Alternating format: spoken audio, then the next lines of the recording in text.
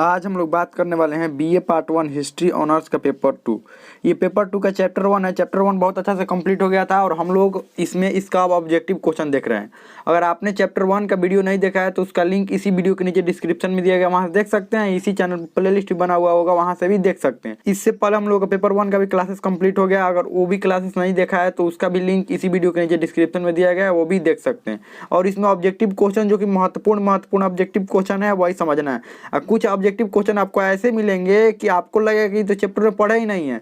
ध्यान रखिएगा, एग्जाम में भी ऐसे ही क्वेश्चन आते हैं, लगेगा कि आपको पढ़े ही नहीं है, लेकिन वही चैप्टर से ही आसपास से क्वेश्चन आते हैं। तो चलिए शुरू करते हैं। रोम की स्थापना किसने किया था? ये तो सभी को पता है, रेमुलस द्वारा किया गया था रोम की स्थापना। तो इसका ऑप्शन है रेमुलस, रीमस, जूलियस सीजर, डी इनमें से कौन? तो रेमुलस द्वारा रोम की स्थापना की गई थी। और कई गो सवाल और भी बनते हैं यहाँ से, जैसे रोम किस नदी के किनारे है? तो ये टाइबर नदी के किनारे, सबको पता है। टाइबर नदी के किनारे, नहीं पता है तो याद रखिएगा, टाइबर नदी के किनारे है। और इसकी स्थापना कब हुई? तो ये डेट भी पूछा जाता है, 753 ईसा पूर्व में हुआ था। 753। इसकी एक कहानी भी है, ये भी ध्यान रखिएगा। रोम की स्थापना के पीछे एक कहानी भी है, तो इसको भी क्या कर लीजिएगा, ध्यान रखिएगा। चलिए आगे बढ़ते हैं।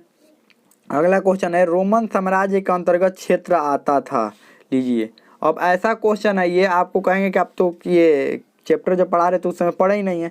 देखिए उसका क्षेत्र हम बोले थे मैक्सिमम कितना क्षेत्रों पर उसका उन लोगों का कब्जा जो था वो कितने क्षेत्रों पर था और कहाँ कहाँ तक था। तो ऑप्शन है यूरोप का क्षेत्र, पश्चिमी एशिया, अफ्रीका और डी इनमें से सभी। तो देखिए यूरोप के क्षेत्र पर तो वो लोग कब्जा कर ही लिए थे।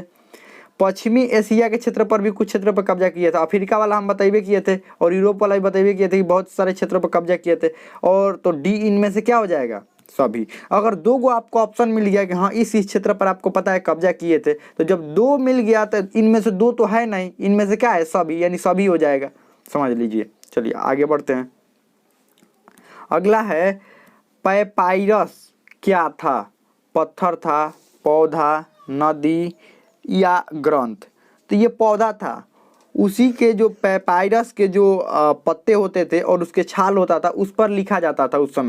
उस समय क्या किया जाता था? उस पर लिखा जाता था। ध्यान रखिएगा, जो भी राजकीय बात होता था, राजा द्वारा जो भी अपने जनता को संदेश देना होता था या राजा किसी और को आदेश देते थे, उसी पर वो लिखा जाता था, पैपायरस के पत्ता पर। ध्यान रखिएगा, वो पौधा था एक। आगे बढ़ते हैं। अगला क्वेश्चन है, पांडुलिपि से क्या अभिप्राय है? हाथ से लिखित पुस्तक से, यहाँ पर होगा हाथ से लिखित पुस्तक, बी इसमें है लिपि, सी अभिलेख, डी इनमें से कोई नहीं था। हाथ से लिखित जो पुस्तक होता है वो पांडुलिपि होता है, ध्यान रखिएगा। चलिए आगे बढ़ते हैं। अगला क्वेश्चन क्या है, निम्नलिखित में से किसे रोमन साम्राज्य का हृदय कहा जाता था?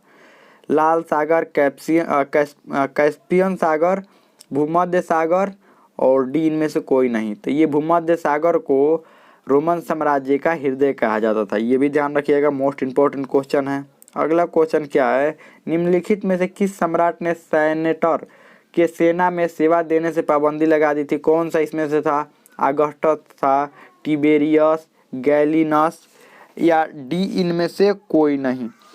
तो जो यहाँ पर ध्यान रखिएगा, गैलिनस था, इसने प्रतिबंध लगाया था सेनेटर को सेना में जो सेवा देने के लिए। ये इसने कहा था, ये प्रतिबंधित कर दिया कि नहीं, ये अब ऐसा नहीं होगा। चलिए आगे बढ़ते हैं। अगला क्वेश्चन क्या है हम लोगों का, रोमन साम्राज्य के राजनीतिक इतिहास के 3 मुख्य खिलाड़ी कौन थे? रोमन साम्राज्य में जितनी भी राजनीतिक ऐतिहासिक घटनाएं घटती थी वो 3 गो मुख्य खिलाड़ी, यानी उन खिलाड़ियों को भी नहीं रहती, राजनीतिक घटनाएं घट ही नहीं सकती है। कौन कौन वो 3 गो मुख्य खिलाड़ी थे? सम्राट, अभिजात वर्ग और डी सी सेना, उपरोक्त में सभी। तो उपरोक्त में सभी 3 जब कह दिए गए तो यही तीनों थे, सम्राट, अभिजात वर्ग जो धनी वर्ग थे और सेना। ये तीनों जब तक नहीं थे, जब तक नहीं ये तीनों का संगठन था तब तक, देखिए जब तक ये तीनों का संगठन मिलकर नहीं राजा निरंकुश हो जाता था। सम्राट निरंकुश, सेना को भी खुली छूट मिल जाती थी, अभिजात वर्ग जो धनी वर्ग होते थे उनको भी खुली छूट मिल जाती थी। तीनों मिलकर खूब जनता को लूटते थे और परेशान भी करते थे। आगे बढ़ते हैं। अगला क्वेश्चन क्या है, रोमन साम्राज्य की आधुनिक विशेषता थी, क्या थी? एकल परिवार, संयुक्त परिवार, ए और बी दोनों और डी इनमें से कोई नहीं। कि यहाँ की जो विशेषता थी वो एकल परिवार था। ये लोग क्या कैसे रहते थे? एकल परिवार में रहते थे, मुख्य विशेषता थी। चलिए आगे बढ़ते हैं। अगला क्वेश्चन है, एम्फोरा शब्द का संबंध किससे है? यातायात के साधन से, मटका या कंटेनर, लेखन सामग्री, डी इनमें से कोई नहीं। तो मटका या कंटेनर से है, ध्यान रखिएगा। आगे बढ़ते हैं, अगला क्वेश्चन क्या है? अगला क्वेश्चन है सिकंदर यूनान के किस राज्य का शासक था? सबसे पहले किस राज्य का? ए बेबीलोन, बी एथेंस, सी मकदूनिया और डी इनमें से कोई नहीं। तो ये मकदूनिया का शासक था, ध्यान रखिएगा। उसके बाद फिर यूनान का, पूरे यूनान पर इसने कब्जा कर लिया। तो हमें लगता है इसमें अभी और ऑब्जेक्टिव क्वेश्चन जो कि मोस्ट इंपॉर्टेंट है, जो कि आपको सब्जेक्टिव क्वेश्चन लिखते समय भी ये बहुत ही महत्वपूर्ण भूमिका निभाता है। तो हमें लगता है कि इतना कुछ समझ में आ गया होगा। अब इसमें कोई भी डाउट हो, कोई भी क्वेश्चन हो, आप कमेंट में पूछ सकते हैं, हमें तो समझ में